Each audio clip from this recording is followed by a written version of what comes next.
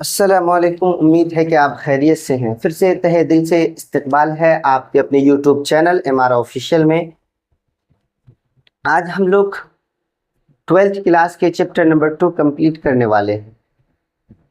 Chapter number 2 में ख्वाजा हसन नज़ामी का एक मजमून आया है, मिट्टी का तेल। मजमून किसको कहते हैं? आमतौर से किसी ख़ास मौजू पर जो कलमबंद की जाए उसे अदबी पहलू में मजमून कहते हैं। यानी किसी चीज़ के बारे में मिन्नो अन पूरी हकीकत को लिख देना, उसको मजमून कहते हैं। तो यहाँ पर हसन नज़ामी साहब मुसन्निफ हैं चैप्टर नंबर 2 के हसन नज़ामी साहब मुसन्निफ है, लेखक है, राइटर है, रचनाकार है। और उसका मजमून का नाम क्या है? मिट्टी का तेल। मिट्टी का तेल। और ये चैप्टर नंबर 2 है। या मजमून के बारे में तारीफ कर दी गई कि आमतौर से किसी चीज़ के बारे में मुकम्मल जानकारी के साथ लिख देना, उसको अदबी पहलू में मजमून कहते हैं। उसको अदबी पहलू में मजमून कहते हैं। यह सबसे पहले एक चीज़ें ये जान लीजिए कि मजमून आपकी किताबों में जो दी गई है उसका 4 हिस्सा बतलाया गया है। मजमून का 4 हिस्सा है। एक है क्रिटिकल इसे, और मजमून को इंग्लिश में बोलते हैं विषय इसे, और हिंदी में बोलते हैं निबंध। तो आपकी किताबों में जो यहाँ गिनाई गई है, नंबर 1 तनकीदी मजमून, क्रिटिकल इसे। नंबर 2 में बताया है कि इल्मी मजमून, इसे क्या बोलते हैं? लिटरेरी इसे। और तीसरे नंबर पे बतलाया गया है ज़रीफ़ाना मजमून लाइट इसे। और चौथे नंबर पे बताया गया है इंशाइया, यानी इंशाइया मजमून, पर्सनल इसे। फर्स्ट में है क्रिटिकल, सेकेंड में है लिटरेरी, थर्ड में है लाइट इसे, और फोर्थ में है पर्सनल इसे। 4 भाग बतलाया गया है मजमून में। अगर ये पूछ लिया जाए कि मजमून की कुल कितनी किस्में हैं, तो 4 नंबर आपको सिलेक्ट करना है। चलिए आगे चलते हैं। तो इस हसन नज़ामी के बारे में पहले पढ़ लेते हैं कि हसन नज़ामी साहब कौन है। आपके ये क्लास 12th के चैप्टर नंबर 2 का मिट्टी का तेल जो टाइटल है, इसका लेखक कौन है? हसन नज़ामी। बाय द वे, कभी इस एग्जाम में इस तरह पूछ लिया जाता है कि मिट्टी का तेल किसका लिखा हुआ है, तो वहां पर ऑप्शन दिया होता है कई मुसन्निफ का। तो आपको जिसके बारे में भी पढ़ रहे हैं, जिस भी मुसन्निफ के बारे में पढ़ रहे हैं, उसके कुछ मज़ामीन है, उसके कुछ तसानीफ है, उसके कुछ रचनाकार है, तो उसको याद रखना बहुत ही ज़रूरी है। चलिए, हसन नज़ामी साहब की पैदाइश कब हुई? दिसंबर 1878 को दिल्ली के हजरत निजामुद्दीन औलिया में हुई, जो उनका आबाई मकान था, आबाई जगह थी, यानी बाप दादा की जगह थी। जहां बाप दादा उनके बसे हुए थे, वहीं पर उनके पैदाइश हुई। और वो जगह का नाम बताया गया है हजरत निजामुद्दीन औलिया। ठीक है, और ये दिल्ली के अंदर है। उनके वालिद साहब, फादर का नाम क्या है? उनके पिता का नाम क्या है? उनके पिता का नाम है सैयद आशिक अली नज़ामी। क्या है? सैयद आशिक अली नज़ामी। और उनकी माता का नाम क्या है? उनकी वालिदा का नाम क्या है? उनकी वालिदा का नाम है सैयदा चहेती बेगम। और उसके एक बड़े भाई थे। जब माता पिता का इंतकाल हो गया, तो वो उनकी किफालत करने लगे, उनकी देख रेख करने लगे, उनकी परवरिश करने लगे। मतलब उनकी ज़िंदगी में, हसन नज़ामी साहब की ज़िंदगी में माँ बाप के बाद भाई का भी बहुत बड़ा रोल रहा है, इसलिए उनका भी जिक्र किया गया है किताबों में। बड़े भाई थे, बड़े भाई का नाम क्या था? सैयद अली शाह। सॉरी, यहाँ गलत लिखा हुआ जा चुका है। सैयद अली शाह, उनके बड़े भाई का नाम सैयद अली शाह है। देखिए, पैदाइश हुई उनकी 1878 ईस्वी में दिसंबर के महीना में हुई, और निजामुद्दीन औलिया में हुई, और जो उनका आबाई वतन था। वालिद साहब का नाम बताया गया है सैयद आशिक अली नज़ामी, और वालिदा का नाम यानी माता का नाम बताया गया है सैयद चहेती बेगम। और बड़े भाई जो उनकी ज़िंदगी में बहुत बड़ा रोल रहा है। माँ बाप के बाद अगर कोई उसकी देख रेख किया था तो वो उनका बड़ा भाई था, जिसका नाम सैयद अली शाह नाम है।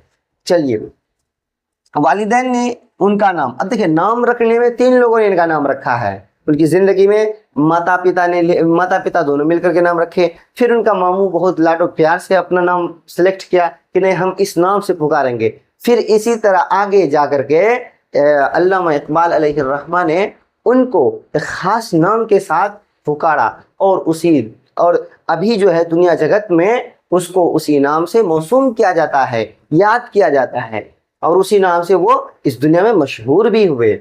तो चलिए पहले देखते हैं, माता पिता ने उनका नाम मिलकर के क्या रखा? कासिम अली। माँ बाप ने मिलकर के उसका नाम कासिम अली रखा। और मामू उन्हें प्यार से लेकिन क्या कहते थे? हसन अली हसन। क्या कहते थे? अली। माता पिता कासिम अली और मामू लोगों ने क्या पुकारा उनको? अली हसन कह करके पुकारते थे। लेकिन अल्लामा इकबाल अलैहिर्रहमान ने उन्हें ख्वाजा हसन नज़ामी लिखना शुरू किया और वो आगे चल करके इसी नाम से मशहूर हो गए। नाम उनका रखने में 3 लोगों का अहम रोल रहा है। लेकिन अगर आपको पूछ लिया जाए अलग अलग नाम से, कासिम अली ने ख्वाजा हसन नज़ामी का नाम कासिम अली किसने रखा? तो माता पिता ने। और आगे पूछेगा ख्वाजा हसन नज़ामी का नाम अली हसन किसने रखा? तो लिखना है मामू ने। लेकिन ख्वाजा हसन का नाम ख्वाजा हसन कौन रखा था? तो अल्लामा इकबाल अलैहिर्रहमान ने उनका नाम ख्वाजा हसन नज़ामी रखा और इसी नाम से वो आगे चल करके मशहूर हुए। 18 बरस की उम्र थी सैयद ख्वाजा हसन नज़ामी के जो है 18 साल उम्र थी। उनकी चचे की लड़की थी, उनका नाम था सैयदा हबीब बानो। अब देखिए हसन नज़ामी के बारे में ये पूछ सकता है कि उनकी शादी किससे हुई? तो आपको देखना है उनके चचेरी बहन थी, उनका चचा का एक बेटी थी, तो उसका नाम क्या था? सैयदा हबीब बानो।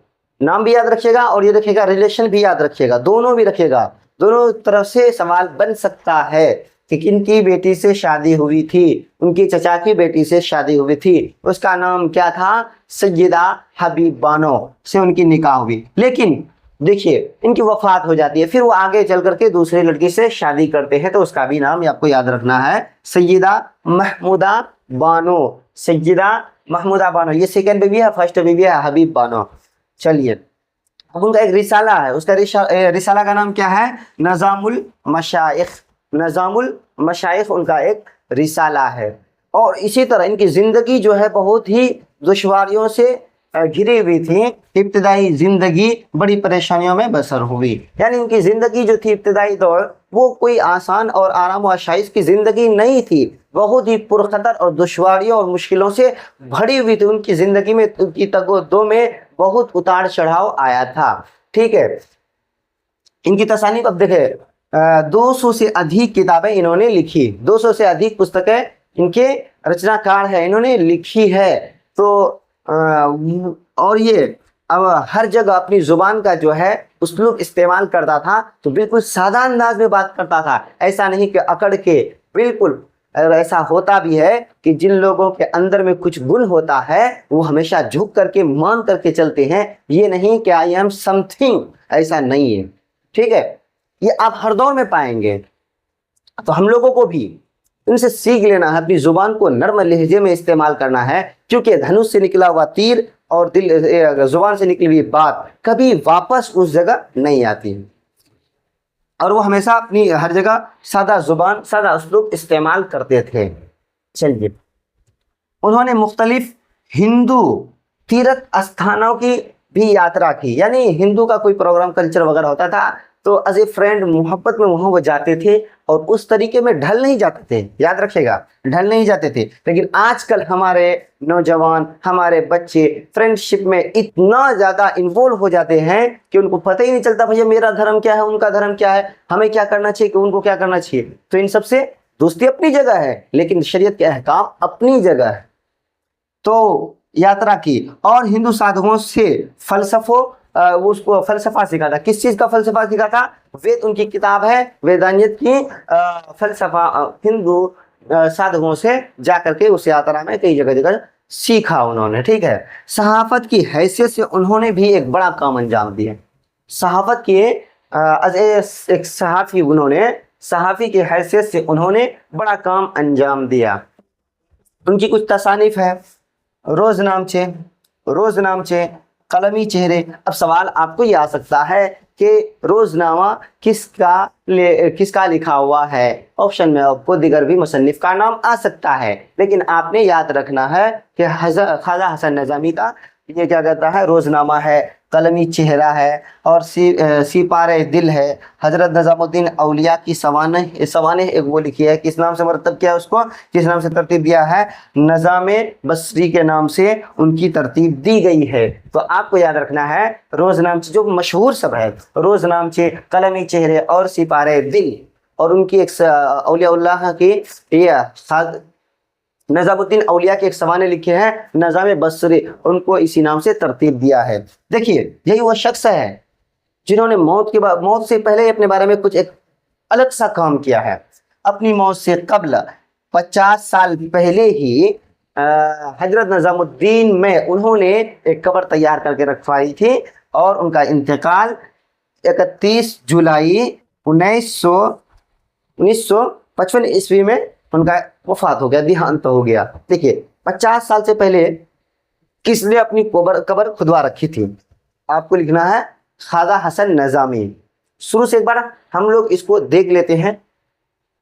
ख्वाजा हसन नज़ामी मुसन्निफ है किसका, मिट्टी का तेल। मिट्टी का तेल क्या है, मजमून है। मजमून किसे कहते हैं, किसी पहलू में मुकम्मल जानकारी के साथ लिख देना, उसको अदबी पहलू में मजमून कहते हैं। मजमून की कितनी किस्में हैं, 4 किस्में हैं, क्रिटिकल इसे, और इसी तरह लेटरी इसे, इसी तरह लाइट इसे, और उसी तरह पर्सनल इसे। इसको एक तनकीदी मजमून, एक इंशाइया मजमून, एक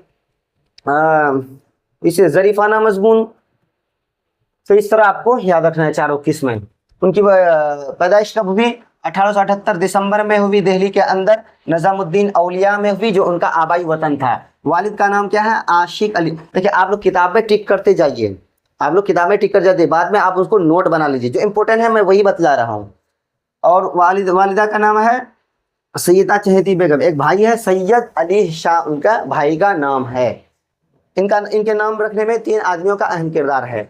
एक वालिदैन ने इनका नाम रखा था कासिम अली, कासिम अली। मामू सब उनको कहते थे हसन अली कहते थे, लेकिन अल्लामा इकबाल अलैहिर्रहमान को ख्वाजा हसन नज़ामी के साथ लिखा और यही नाम जाकर के आगे मशहूर हुआ।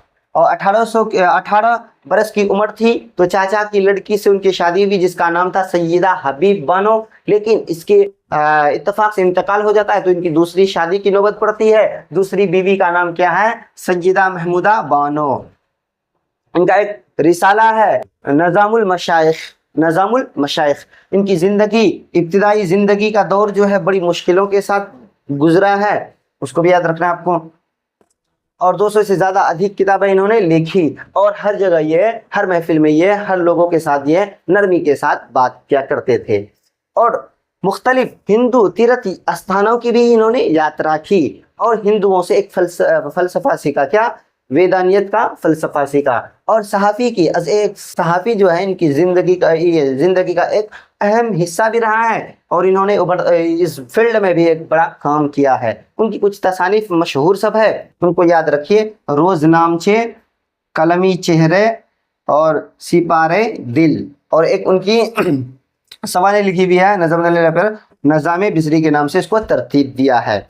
अपनी वफ़ात से कबल 50 साल पहले ही हज़रत निज़ामुद्दीन औलिया में उन्होंने अपनी कब्र तैयार करवा ली थी और इनका इंतकाल कब हुआ, 31 जुलाई 1955 ईस्वी में इनका इंतकाल हुआ। अब ये चल लेते हैं कि मजमून जो है मिट्टी का तेल, मिट्टी का तेल है क्या। देखिए मिट्टी के तेल के भी बहुत सारे फ़वाइद हैं। पहले तो उनकी तारीफ समझिए, मिट्टी का तेल किसे कहते हैं, पानी के अंदर चिकनाई की तरह जो मादा पाई जाती है तो उसको क्या बोलते हैं, थोड़ा सा वो बदबूदार होता है लेकिन लोगों के फायदे के लिए बहुत ही कारआमद होता है, उसे बोलते हैं मिट्टी का तेल। क्या बोलते हैं, मिट्टी का तेल। मिट्टी के तेल के बारे में बतलाया कि भाई 4 चीजें ऐसी है, 4 उन्सुर आग, हवा, पानी, खाक में सबसे ज़्यादा हकीर और बेहकीकत खाक है जो तमाम मखलूक के पाँव में रोंदी जाती है। यहाँ बतलाया गया है कि मिट्टी के तेल के बारे में क्या ये आज इंसानों के लिए फ़ायदामंद है या नहीं, अगर फ़ायदामंद है तो किस तरह फ़ायदामंद है, या पिछले ज़माने में जो फ़ायदामंद था वो किस तरह से था, और उनके कई कुछ सवालात आए इसमें दिया गया है जो मैं आपको पढ़ करके सुना देता हूँ ताकि आप भी उसको नोट कर लें और अच्छी तरीके से तैयारी आपकी हो जाए। सवाल ये है, आग, हवा, पानी और खाक में यानी मिट्टी में सबसे कमतर किसको समझा जाता है? किसको समझा जाता है? खाक को यानी मिट्टी को समझा जाता है। आग की सिफत होती है ऊपर जाना, और हवा तो उड़ती रहती है, पानी भी तो अपने आप में ये है, खाक बेचारा यानी हमारे पैरों तले ये रोंदी जाती है, इसी को सबसे हकीकत समझा जाता है। लेकिन ये भी किसी न किसी बुनियाद पर अपने आप में महत्व रखता है, और मिट्टी के साथ दुनिया क्या सलूक करती है? रोनती है, जो किताब में है। चमेली और मोती के तेल से भी हम मिट्टी का तेल, चमेली और मोतियां के तेल से भी अहम मिट्टी का तेल है। कैसे? यानी चमेली और मोती के तेल से अहम जो है मिट्टी का तेल है। किस तरह अहम मिट्टी का तेल है? तो ये आपके बुक में दिया गया है कि चमेली और इसमें तो खुशबू होती है, लेकिन उसके बरअक्स उसमें उस तेल में लाख गुना दर्जे बेहतर होते हैं। यानी जहाँ मिट्टी का तेल आया और नाक ढकी मगर ज़रूरत के लिहाज से, हाँ ये लाइन रखिए गया, चमेली और मोती के तेल से ज़्यादा अहम मिट्टी का तेल है। किस बुनियाद पर? वो यहाँ पर दिया गया है, ज़रूरत के लिहाज से ये गंदा सड़ा पानी तमाम तेलों से बढ़ चढ़ कर है, क्योंकि दुनिया के तमाम लोग उससे अपनी ज़िंदगी में रोशनी लाते हैं। इस बुनियाद पर आगे है, मिट्टी का तेल देखकर लोग क्यों नाक चढ़ा लेते हैं? क्योंकि उसमें बदबू होती है, इसी वजह से। मिट्टी का तेल तमाम तेलों से बढ़ चढ़ कर क्यों है?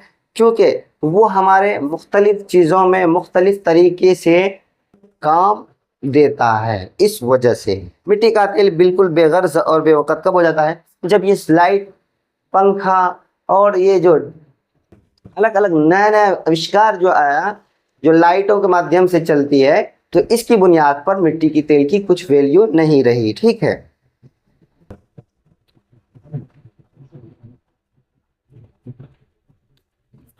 इसी तरह जो मैं पॉइंट लिख दिया हूं उसको आप नोट कर लीजिए और तैयारी करते रहिए। ये सोच लीजिए कि हमको ही 10th और 12th क्लास की जो भी जिस इसमें क्लास में तैयारी कर रहे हैं और हमारे साथ जुड़े हुए हैं, तो आप इसको अच्छी तरीके से तैयारी करें ताकि आपके नंबर अच्छे नंबर आने में कोई भी शक बाकी ना रहे।